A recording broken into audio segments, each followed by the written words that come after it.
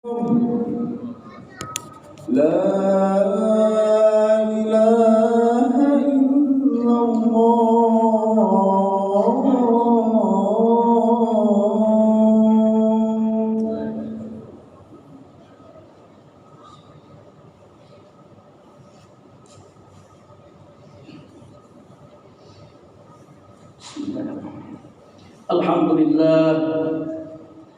الحمد لله الذي أمرنا أن نصلح معيشتنا لنيل السعادة والرضا ونقوم بالواجبات في عبادته وتقواه.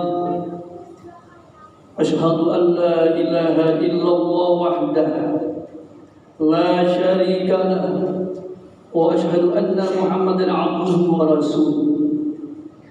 اللهم صل وسلم وبارك على نبينا محمد وعلى آله وأصحابه ومن تبعهم إلى يوم الدين. أما بعد فيا عباد الله أوصيكم وإياي بتقوى الله وطاعته لعلكم تفلحون.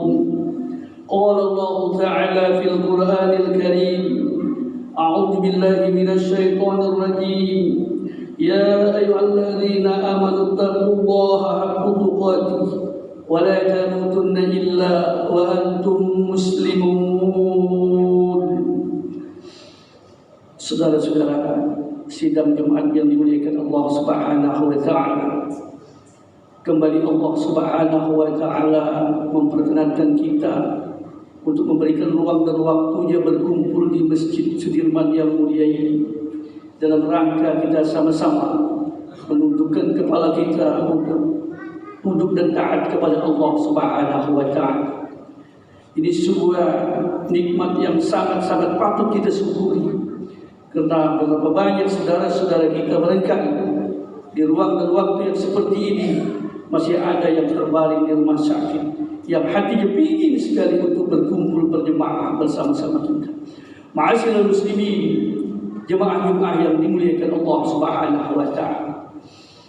Ada 4 model keluarga yang ditampilkan oleh Allah Subhanahu wa taala di muka bumi ini. Ada yang pertama, model istrinya solehah, suaminya yang kafir.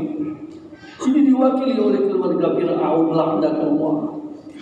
Dan sebaliknya ada suami yang soleh, istrinya yang kafir, yang salah. Ini diwakili oleh keluarga Ayub alaihissalam.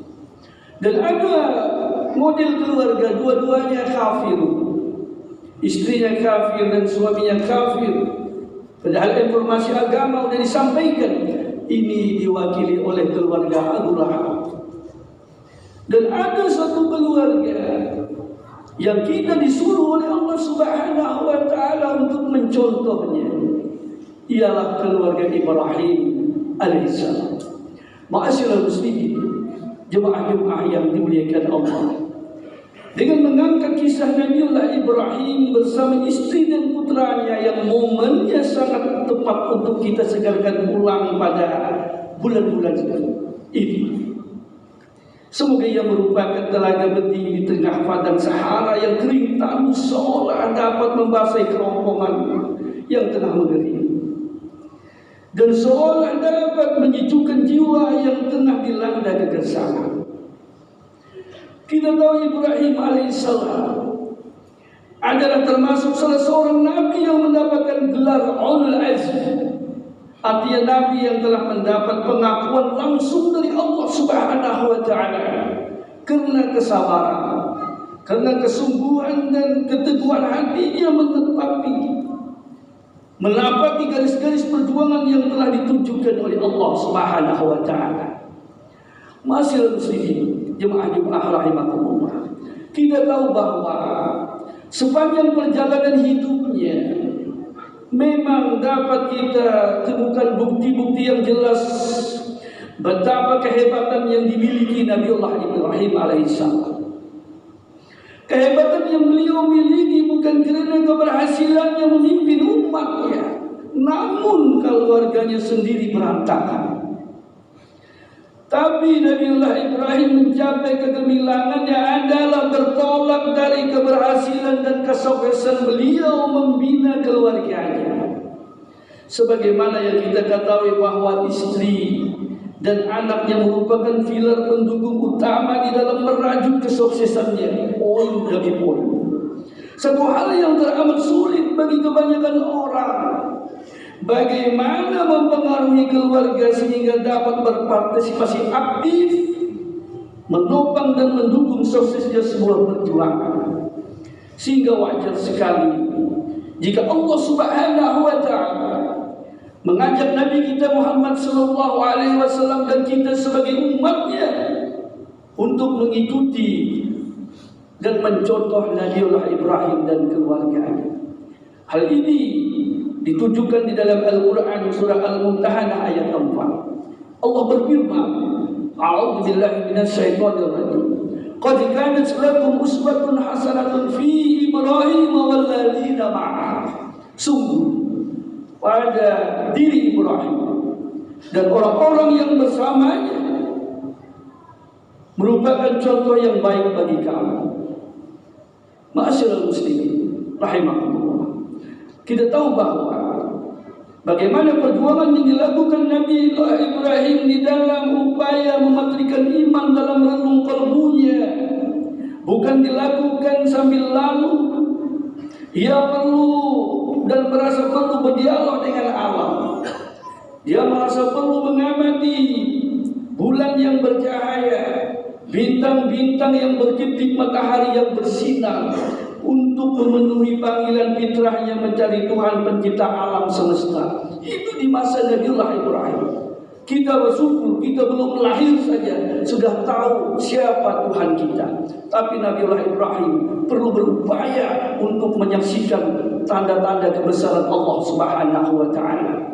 Dan pada akhirnya dengan kesungguhan dan upaya yang dilakukan semaksimal mungkin yang dilakukan oleh Nabiullah Ibrahim, Nabiullah Ibrahim pun menemukan siapa sang pencipta, siapa sang penguasa yang sebenarnya, dan beliau pun menemukan Allah Subhanahu wa taala sang maha penguasa, sang maha pengatur, sang maha pencipta.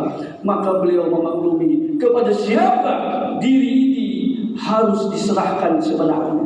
Ma'asyiral muslimin, jemaah-jemaah yang dimuliakan Allah Subhanahu wa taala.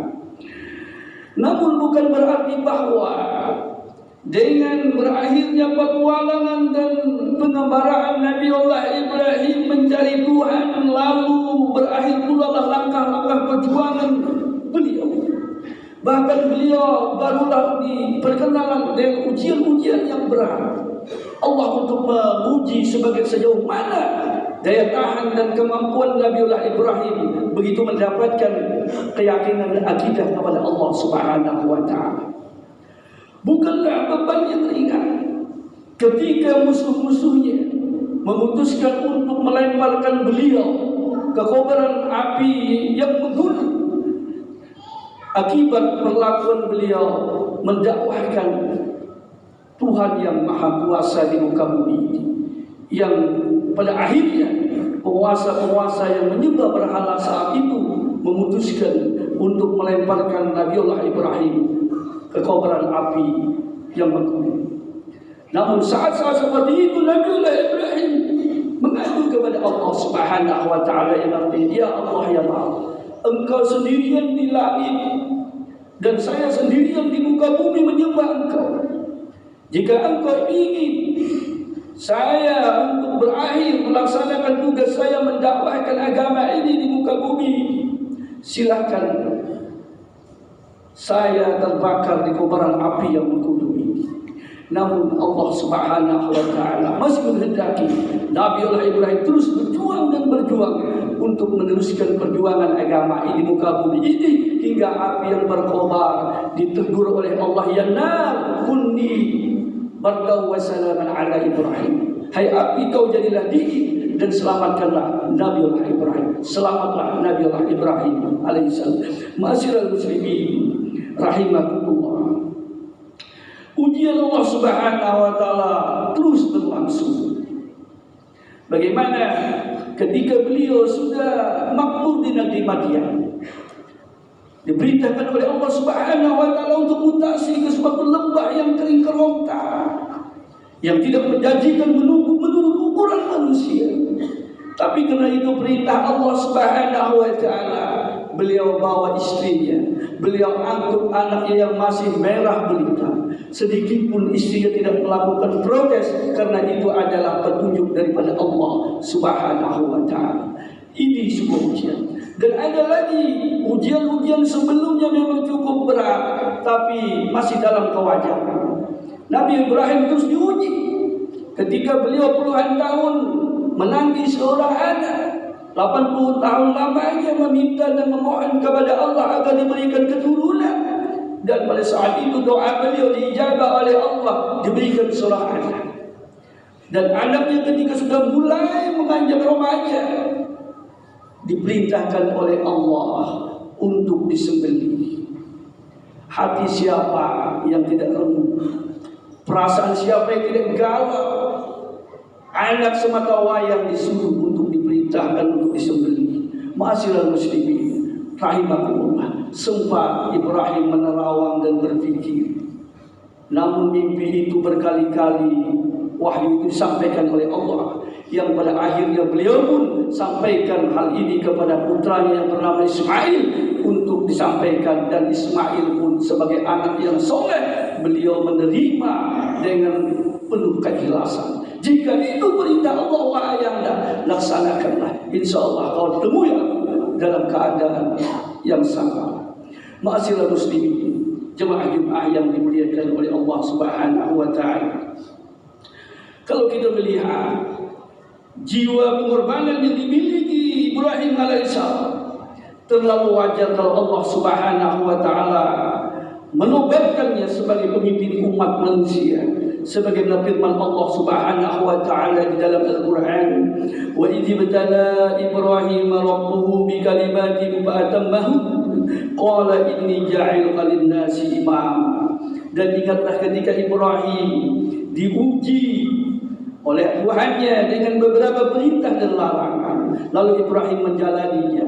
Allah Subhanahu wa taala berfirman, "Sesungguhnya aku akan menjadikanmu pemimpin bagi seluruh umat manusia." Quran surah Al-Baqarah ayat 124. Ma'asyiral muslimin, jemaah Jumat yang dimuliakan Allah, demikianlah perjalanan Nabiullah Ibrahim yang syarat dengan pelajaran sangat berharga kepada kita semua tentang bagaimana bermujahadah, bagaimana memantapkan iman dan akidah, bagaimana menghadapi ujian iman dengan penuh ketaatan dan kesabaran, tapi sekaligus membuktikan bahwa semua pengorbanan yang diberikan tidaklah sia-sia. Ini yang perlu kita catat. Apapun pengorbanan yang dilakukan oleh Nabiullah Ibrahim demi untuk melaksanakan perintah Allah tidak sia-sia. Bagaimana Nabiullah Ibrahim ketika dieksekusi seorang diri di kobaran api yang membunuh, pasca itu Nabi Ibrahim mendapat pengikut yang luar biasa banyaknya. Begitu juga Nabiullah Ibrahim disuruh mutasi di lembah kering kerontang yang tidak menjanjikan menurut ukuran manusia. Karena itu perintah Allah. Apa yang terjadi sekarang ini, lembah yang kering kerontang itu menjadi pusat perhatian umat manusia, di mana Baitullah berada. Begitu juga begitu beliau diperintahkan untuk menyembelih anaknya semata wayang. Apakah beliau kehilangan seorang anak karena memenuhi perintah Allah? Tapi justru anaknya menjadi seorang nabi dan rasul. Inilah arti sebuah pengorbanan yang perlu kita ambil pelajaran dari kehidupan Nabiullah Ibrahim, istri dan anak-anaknya. Masyaallah muslimin, jemaah Jumat yang dimuliakan Allah, bagaimana dengan kita? Kita terkadang disuruh oleh Allah untuk berkorban seekor kambing saja, berpikir dan berpikir terus. Padahal Nabi kita menekan, man wajada sya'atan falam yullah fala taqrabanna musallana. Siapa yang mempunyai kelapangan rezeki lalu dia tidak mau berkorban, tidak usahlah kau pergi ke musalla atau ke masjid di mana tempat salat kami. Masyaallah muslimin, jemaah Jumat yang dimuliakan Allah Subhanahu wa taala, demikianlah khutbah yang dapat kita sampaikan. Mudah-mudahan bisa menyentuh dan memberikan penyegaran di dalam jiwa kita sehingga kita senantiasa berkorban dan berkorban demi agama Allah di muka bumi ini. Barakallahu li wa lakum bil Qur'anil Karim wa nafa'ani wa iyyakum bima fihi min ayati wa dzikril hakim. Aqulu qawli hadza wa astaghfirullahal azim li wa lakum wa li sa'iril muslimin wal muslimat fastaghfiruhu innahu huwal ghafurur rahim.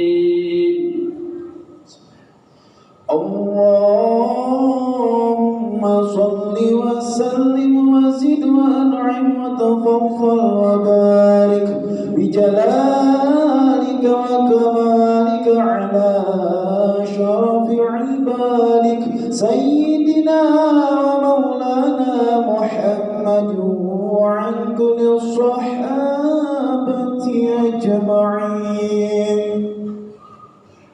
Alhamdulillah hamdan katsiran kama amar. Asyhadu an la ilaha illallah wahdahu la syarika la ilaha liman jahada bihi wa kafara. Wa asyhadu anna sayyidana Muhammadan abduhu wa rasuluhu sayyidul khalaiqi wal basar.